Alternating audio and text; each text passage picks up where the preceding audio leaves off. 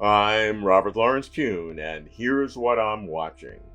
How the party works to achieve the great rejuvenation of the Chinese nation via the regular cycles of targeted 5-year plans. It is the party's grand blueprint, it says, for optimizing the domestic and foreign environments faced by each specific historical stage, anchoring its grand goal of socialist modernization, combining strategy and operability, and clarifying priority areas and key tasks. In fact, the history of 5-year plans is the story of CPC governance.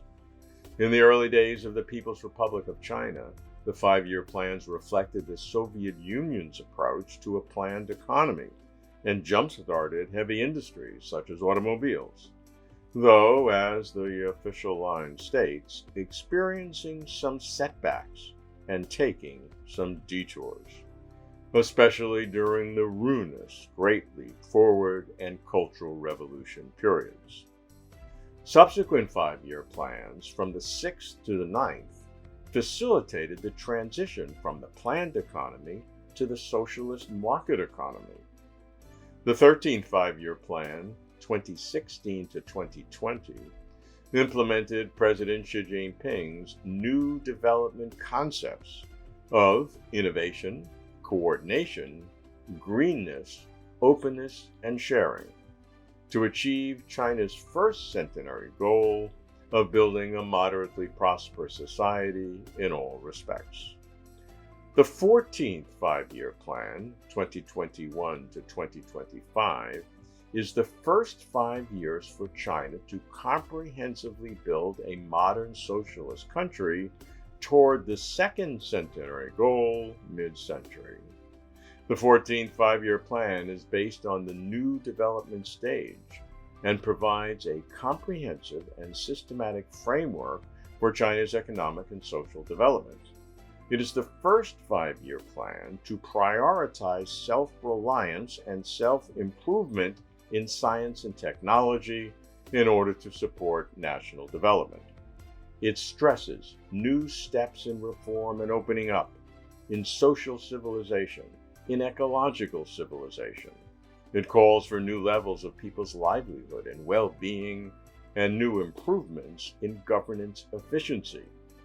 The economic and social development of Chinese modernization during the 5-year period is said to provide strong support for China's basic realization of socialist modernization in 2035.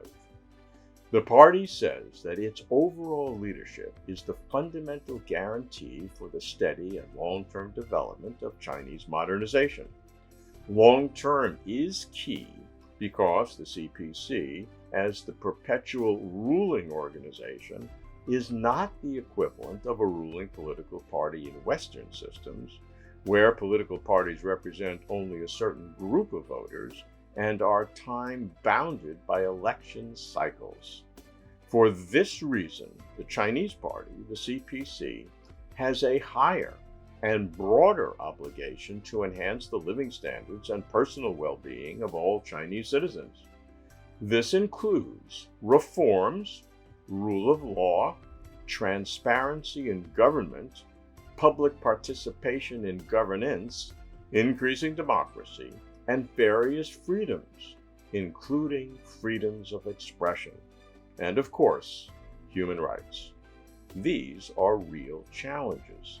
All political parties, all political systems have trade-offs, and while achieving national objectives is indeed an advantage of China's party-led system, it is not the only criterion for evaluating systems.